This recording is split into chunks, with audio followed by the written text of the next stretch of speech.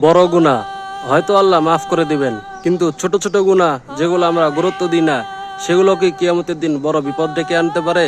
আসসালামু আলাইকুম প্রিয় বন্ধুরা, আমরা অনেক সময় মনে করি ছোট্ট একটা ভুল, ছোট্ট একটা হারাম, মালিককে না বলে তার গাছের ফল খেয়ে ফেলা, এগুলো কিছুই না। কিন্তু ইসলামে ছোট গুনাহকে হালকা ভাবাকে বলা হয়েছে বিপজ্জনক, যা আমরা অনেকে জেনে করি, অনেকে না জেনে করি, কিন্তু সবসময় করতেই থাকি। আল্লাহ কোরআনে বলেছেন, فَمَن يَعْمَلْ مِثْقَالَ ذَرَّةٍ خَيْرًا يَرَهُ وَمَن يَعْمَلْ مِثْقَالَ ذَرَّةٍ شَرًّا يَرَهُ। যে ব্যক্তি এক কোণার পরিমাণ ভালো কাজ করবে সে তা দেখবে, আর যে ব্যক্তি এক কোণার পরিমাণ মন্দ কাজ করবে সেও তা দেখবে।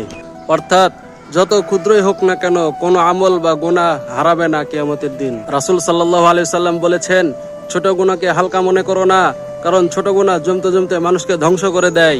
আরেক হাদিসে তিনি উদাহরণ দিয়ে বলেছেন, ছোট ছোট কাঠের টুকরা যদি একত্র করে আগুন জ্বালিয়ে দেওয়া হয় তাহলে সেই আগুন অনেক জ্বলে ওঠে। তেমনি ছোট ছোট গুনাহ জমতে জমতে পাহাড় সমতুল্য হয়ে যায়, যা মানুষকে বড় ধ্বংস ডেকে আনে। ছোট গুনাহ বলতে আমরা কি বুঝি?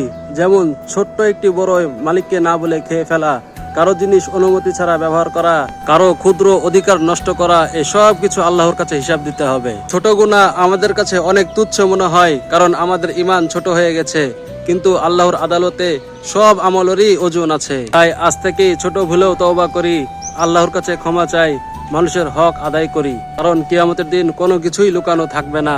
প্রিয় বন্ধুরা, ভিডিওটি ভালো লাগলে লাইক করুন, কমেন্টে জানিয়ে যান আপনার মূল্যবান মতামত, আর অবশ্যই উপকারী মনে হলে শেয়ার করে দিন, যাতে এই ছোট ছোট গুনাহগুলো থেকে সবাই বেঁচে থাকতে পারে। আর এরকম ভিডিও পেতে অবশ্যই ফলো, সাবস্ক্রাইব করে আমাদের পাশেই থাকুন।